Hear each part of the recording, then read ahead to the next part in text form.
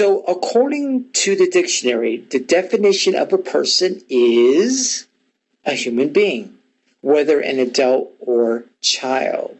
Yet when it comes to the topic of abortion, the definition is quite different. For if the court went by the definition of human being, then the court cannot allow the mother to kill her own child. So in turn, a legal definition of what a person is was developed.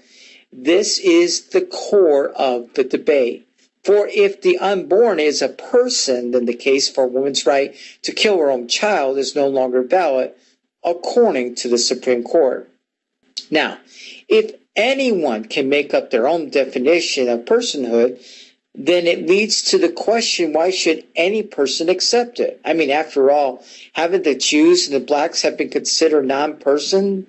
And look what happened to them.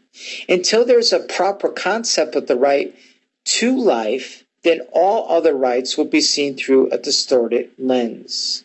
Yet in general, the majority of pro-choice supporters would agree that once there is live birth, the child now has a right to life. Yet though the definition of personhood is not set in stone by any means, and it does vary from person to person, what I have noticed that there are 5 qualifications that many consider one has to have in order to possess personhood.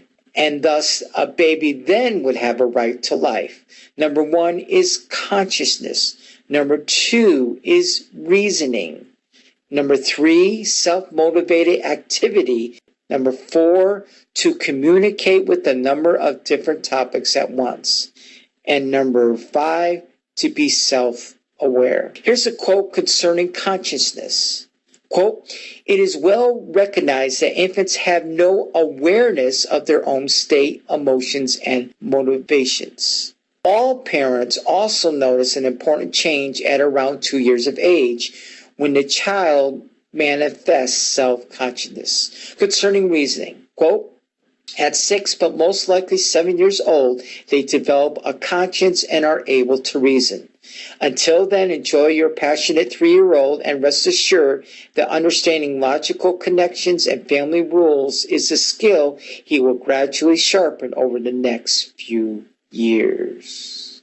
Concerning self-motivated activity, some teenagers are not even at that stage yet. Also, to communicate with a number of different topics at once. I don't even need a source for that. Some adults still can't do that today. Babies are not even saying their first words yet, never mind a conversation of different topics at once. And finally, to be self-aware. This happens at 15 to 24 months. And I have a quote, "Although a newborn lacks self-awareness." So, out of 5 of these qualifications, even a 6-month-old baby will not even pass the test. I will leave the links in the description, but if a 6-month-old baby cannot even pass the test, then maybe the issue of personhood needs to be revisited by the Supreme Court.